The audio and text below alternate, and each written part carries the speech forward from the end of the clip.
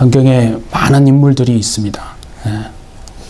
지금 우리가 살펴보고 있는 아브라함도 그 아브라함의 인생을 들여다보면 아브라함이 무슨 특별한 별난 그런 사람이 아니고 우리와 얼마나 참 많이 그렇게 닮아 있는 사람인가 참 그렇게 생각이 듭니다. 하나님이 아브라함을 믿음의 길로 불러내셨습니다. 그리고 인생의 참 고비고비마다 또 찾아오셔서 아브라함을 지켜주시고 또 보호해 주셨습니다. 우리 성경에 보는 것처럼 가나안 사람들에게서도 또 지켜주셨고 또 그 애굽의 바로에게서도 또 하나님이 건져주셨고 또 그돌라오멜의 그 연합군으로부터도 하나님이 정말 상상할 수 없는 그런 승리를 또한 안겨다 주심으로 또 건져 주셨습니다. 근데 거기다가 네 자손이 저 하늘의 별만큼이나 많아질 거다. 그 약속까지 해 주셨다 이거죠. 그런데 아브라함이 현실을 바라봅니다. 눈앞에 마주한 현실을 바라보면 그냥 가슴이 먹먹해오고 답답함을 참 엄청 느낍니다. 아내를 쳐다보는데 뭐 아무런 변화가 보이질 않습니다. 출산의 기미는커녕 나이는 점점 들어갑니다. 자신은 85세가 됐고 아내는 75세가 됐어요. 아브라함이 막 고민하면서 기도하면서 생각하는 게 마음속으로 하나님의 정말 언약이라고 하는 것이 과연 어떻게 이루어지는가. 하나님이 약속하신 지가 벌써 10년이나 지났는데 어떻게 참 되어가고 있는 건가. 현실을 바라보니까 마음이 답답하다 이거죠. 뭐 그래서인지 옆에 있던 사라가 생각을 합니다. 자신의 여종을 바라보면서 혹시 대안이 될 수 있지 않을까. 그런 생각을 하는 거예요. 하나님 말씀이 상속자가 네 몸에서 날 자라고 했는데 그 혹시 나의 여종인 하갈을 통해서도 하나님이 그거를 이루어 주시지 않겠는가. 그렇게 주실 수도 있지 않겠는가. 이렇게 인간적인 세상의 방식으로 생각하기 시작합니다. 사람은 그런 것 같아요. 눈에 보이는 가능성을요, 찾고 또 찾고 또 찾습니다. 내 눈에 조그마한 가능성이라고 보여지는 것이라면 그렇게 저걸 통해서 어떤 일이 이루어질 수 있겠다. 내가 바라는 것이. 그래서 그 눈에 보이는 가능성을 막 찾고 찾습니다. 왜 그렇습니까, 여러분? 우리에게는, 사람에게는 눈에 보이는 것이 방법이거든요. 눈에 보이지 않는 것은 우리는 방법으로 취급하지도 않는 거예요.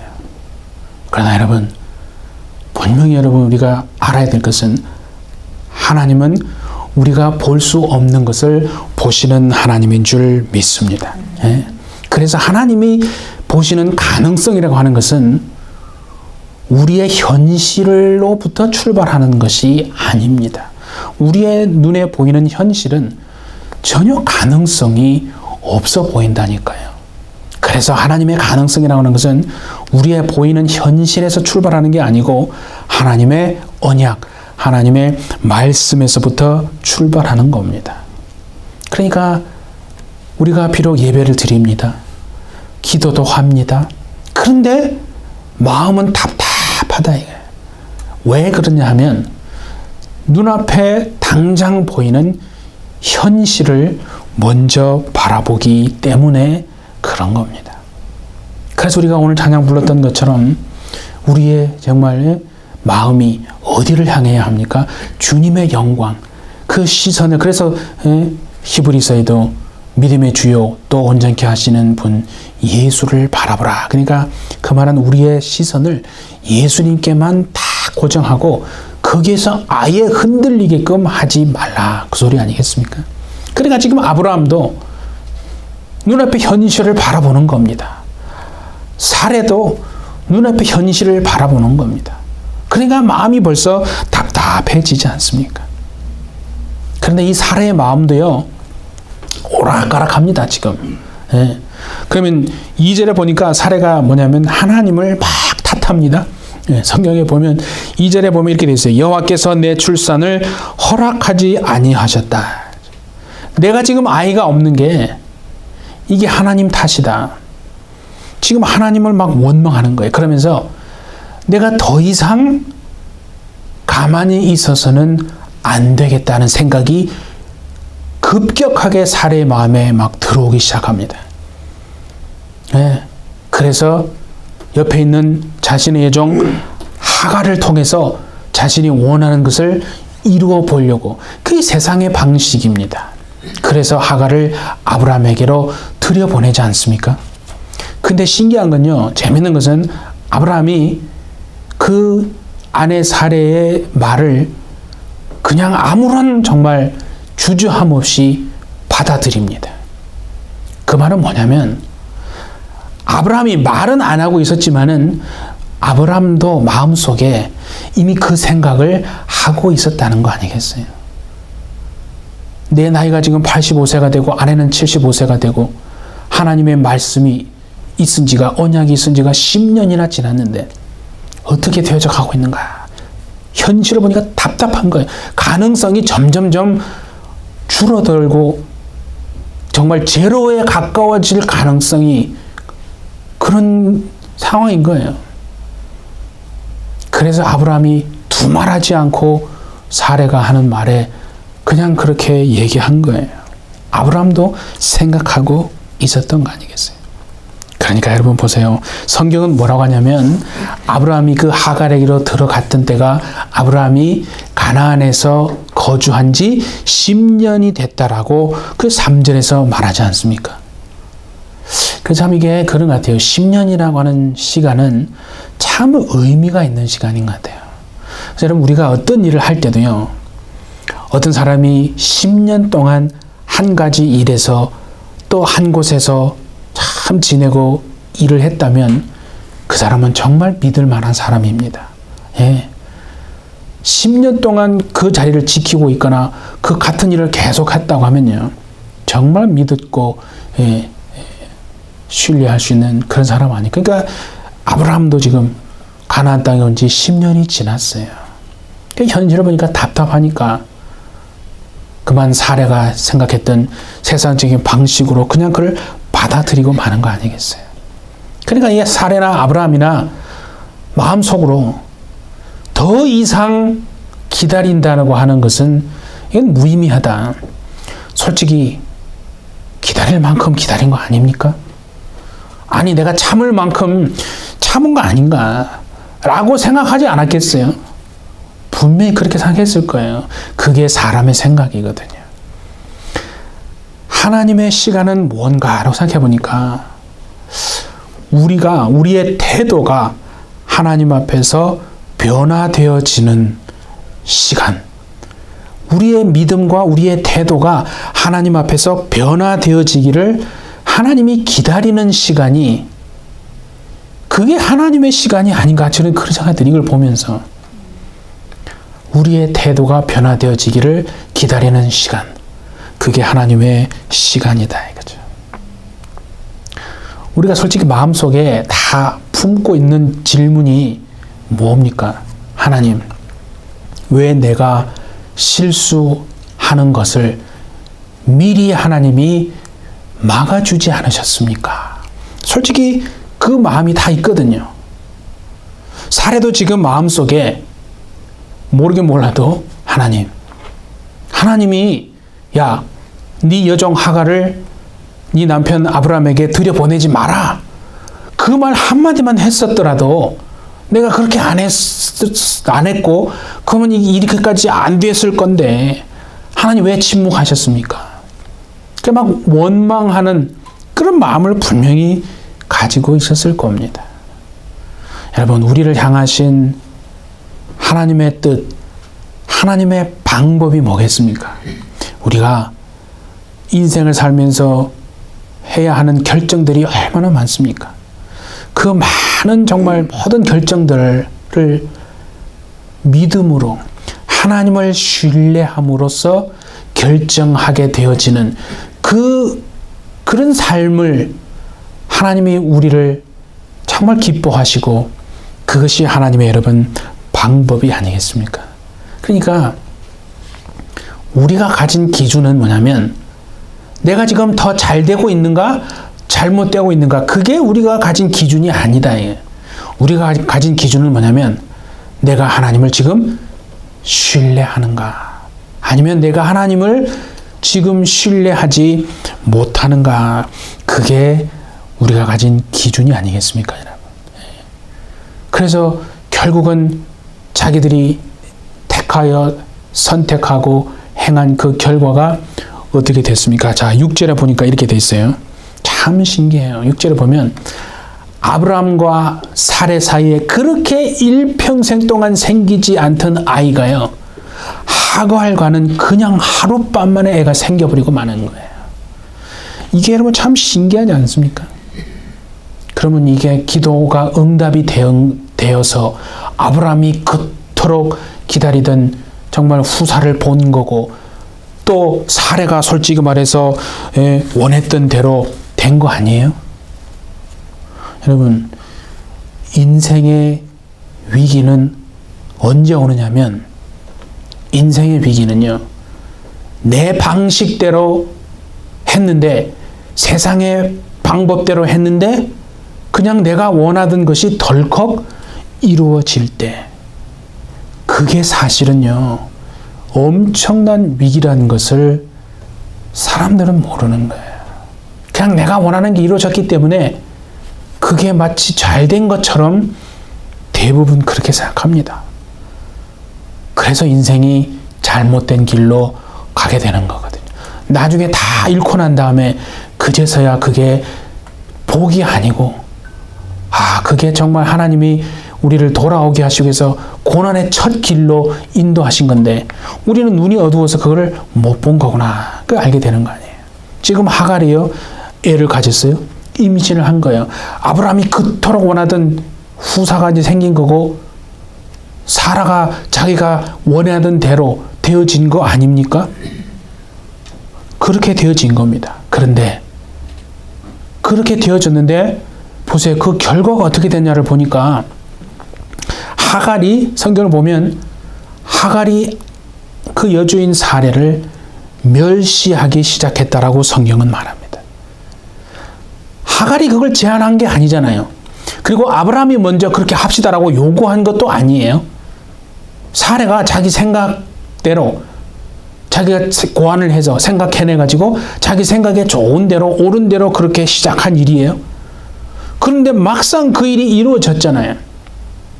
그 일이 이루어졌는데 결과를 보니까 사례가 존중을 받고 있는 게 아니고 오히려 반대로 멸시를 당하더라 하는 겁니다. 존중을 받는 게 아니라 칭찬을 받는 게 아니고 멸시를 받는다니까요. 물론 이것은 우리가 구별을 해야 됩니다, 여러분. 우리가 예수님의 십자가를 전함으로써 세상으로부터 받는 핍박과 고난과 멸시하고는 전혀 여러분 다른 겁니다. 그건 구별해야 됩니다. 오늘도 아침에 미국 교회 그 스텝하고 안 하고 얘기하면서 미국 교회 목사님이 해고를 당했다는 거예요. 제가 또 깜짝 놀래가지고 무슨 일이 있냐고 어디로 갔냐고 하니까 그게 아니라 요즘 감리교회에서 얼마나 이슈가 되고 있습니까? 그 동성애 문제를 인정하지 않았다고 해가지고 그냥 24시간 시간 주고 그냥 A, B 선택지 딱 두 개 주고 그냥 네가 선택해라 이렇게 해서 그냥 해고를 시켜버렸다. 그 목사님이 자기의 신앙 양심상 이것은 허락할 수 없다. No 하니까 그냥 교단에서 그래? 그러면 그만두십시오. 이렇게 해서 그래, 그거하고는 지금 사례가 받은 멸시는 다른 겁니다, 여러분. 예, 그러니까 사례는 지금 마음이 오락가락한다고 그랬잖아요. 자기가 생각했다가 이루어지는데 또 멸시받으니까 그걸 또 어떻게 하냐면 막 분노합니다. 예, 그러니까 믿음으로 행하지 않고 하면 이렇게 되는 거예요. 아브라함에게 막 따져 묻습니다. 성경에 보니까 이 내가 받는 이 멸시와 모욕은 당신이 받아야 마땅합니다. 라고 막 아브라함에게 막 따집니다. 그럼 우리가 보면 아브라함이 실수한 게 있잖아요. 첫 번째 실수는 뭐냐면 세상의 방식과 어떤 지혜를 제한했다는 게 실수가 아니라 그것을 아브라함이 그냥 받아들였다 하는 게 그게 실수라는 거예요. 그 실수가 아브라함 인생에 어찌 보면 정말 치명적인 실수라 이거죠. 그냥 애굽에 내려갔다가 자기 아내를 누이라고 한 정도의 실수하고는 이건 차원이 다른 거다 이거죠. 그 결과가 지금 수천 년이 지난 지금까지 이어져 오고 있지 않습니까? 예? 그러니까 그게 참 큰 첫 번째 실수였다면 두 번째 아브라함이 한 실수가 6절에 나옵니다. 성경을 찾아보면 이렇게 돼 있어요. 당신의 여종은, 아브라함이 지금 자기 아내에게 하는 말이에요. 당신의 여종은 당신의 수중에 있으니 당신의 눈에 좋을 대로 그에게 행하라. 이게 뭡니까? 내가 두 사람의 갈등 사이에 끼어들고 싶지 않다 이게. 그러니까 그 갈등을 그냥 외면해 버리는 거예요. 그냥 모른 채 하고 나 몰라라 하고 그 문제에 휘말리기 싫다 이거예요. 피해버리는 겁니다. 이게 또 아브라함이 한 실수 아니에요? 여러분, 믿는 자는 우리는 어떤 사람들이냐면 다른 사람들의 고통과 아픔을요 나 몰라라 하거나 외면해서는 안 되는 존재다 이거죠. 솔직히 보면은 내가 그 문제에 휘말리기 싫으니까 많은 사람들이 그냥 골치 아프고 그 갈등 속에 들어가는 게 싫고 갈등이 싫으니까 아예 그냥 외면하고 피해버리는 솔직히 그런 일들이 많이 있지 않습니까? 아브라함이 지금 그 모양을 하는 거예요. 하나님은요 이렇게 말하잖아요. 마태복음에서도 예수님이 화평케 하는 자는 복이 있나니 그들이 하나님의 아들이라 일컬음 받을 것이다. 정말 어둠이 세상의 어둠입니다. 빛 대신 여러분들을 빛 대신 예수님이 우리 안에 계심으로 하나님이 여러분들을 어둠 가운데로 갈등 속으로 문제 속으로 다른 사람들이 가기 싫어하는 것으로 다른 사람들이 하기 싫어하는 일로 내몰 때 그것이 잘못된 것이 아니라 하나님이 여러분들을 통해서 어둠을 빛으로 변화시키고 정말 영혼들을 구원하시고자 하시는 하나님의 뜻임을 알고 화평을 이루는 삶이 되어주시기를 예수님의 이름으로 축복합니다. 그게 우리의 삶입니다. 그래서 아브라함이 그 엄청난 실수를 하고 외면한 그 결과가 어떻게 됐냐 보니까 하갈이요 도망가 버립니다. 이건 뭐냐면 그냥 도망갔나 보다가 아니에요. 종이 당시에 주인의 허락을 받지 않고 도망간다는 건 있을 수도 없는 일이고 절대로 있어서도 안 되는 일이다. 지금으로 말하면 우리가 생각할 때 설마 그런 일이 일어나겠어. 그런 일이 일어난 거예요. 하나님 앞에 우리가 정말 잘못하고 죄를 범하고 실수하고 뭔가 내가 원하는 대로 내 방식대로 잘 되네? 이거 문제가 없네? 이렇게 해도 되나 보다. 잘 살고 잘 살아지네? 근데 그대로는 잘 살아지는 것 같거든요. 근데 나중에는 상상도 할 수 없었던 일이 일어난 거예요. 절대로 일어나서는 안 되는, 일어나면 안 되고 날 수 없는 일이 일어난 거예요. 그러면 하나님은 그냥 그대로 내버려 두시는가? 그렇지 않습니다, 여러분. 하나님이요 하갈에게 나타나지 않습니까? 하나님의 사자가 하갈에게 나타나서서 뭐라고 하냐면, 자 보세요. 사례 여종 하갈아, 네가 지금 어디서 와서 어디로 가느냐? 우리가 주목해야 될 것은요, 하갈을 어떻게 부르냐면 하나님이 사레의 여종 하갈아 이렇게 부릅니다. 그거는 네가 있어야 하는 곳이 어디냐 하는 것을 하나님이 지금 말씀하시는 거예요.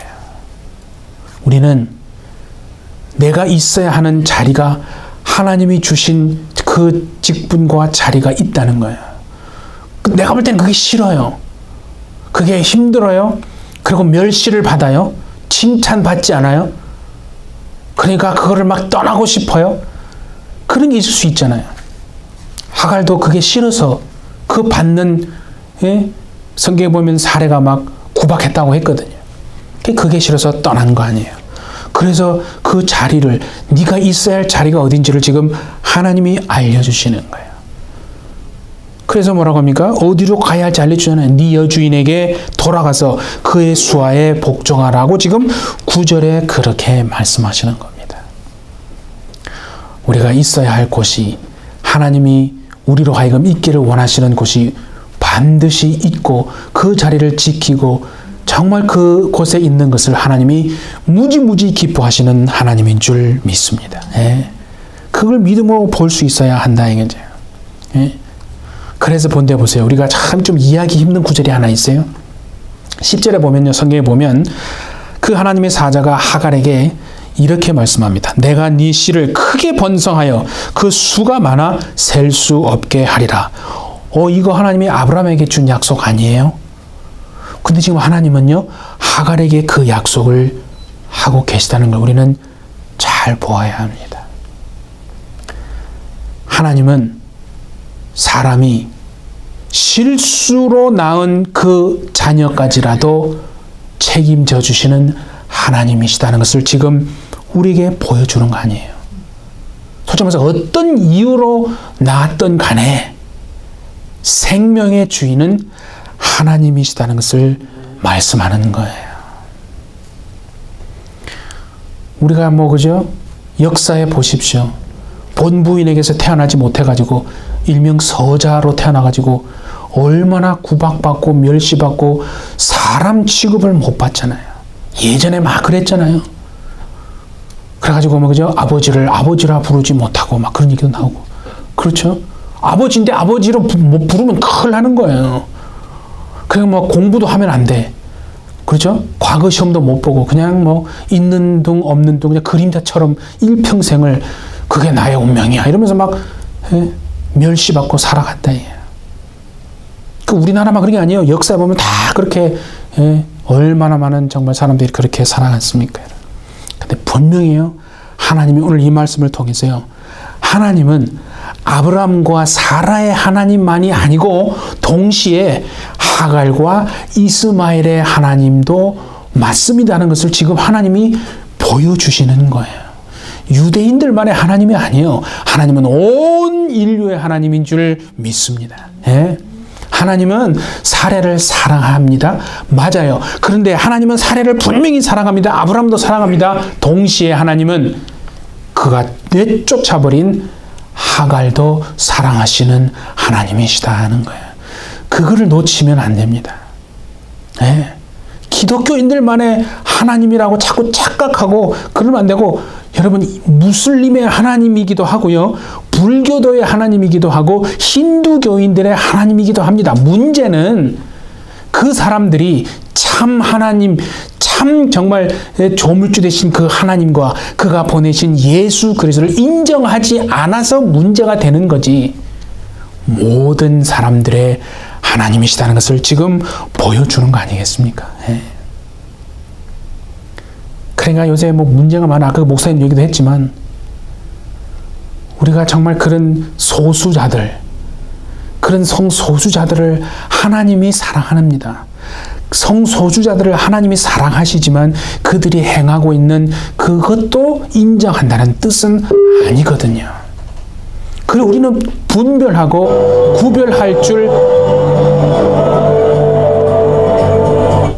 그걸 분별하고 구별할 줄 알아야 하는 거 아니겠습니까? 그러니까 그 하나님을 지금 하갈이 만난 거예요. 하갈이 지금 그 하나님을 만난 거예요. 그러니까 하갈은 지금까지 어떻게 생각했냐면 이렇게 생각한 거예요. 하나님은 아브라함과 사라의 하나님이다. 자신의 하나님이 아니라고 생각한 거예요. 그런데 지금은 뭐냐면 그 하나님이 나의 하나님도 되시는구나. 우리의 하나님, 나의 하나님, 정말 내 자녀의 하나님도 되신다는 것을 하갈이 그 하나님을 만난 거예요.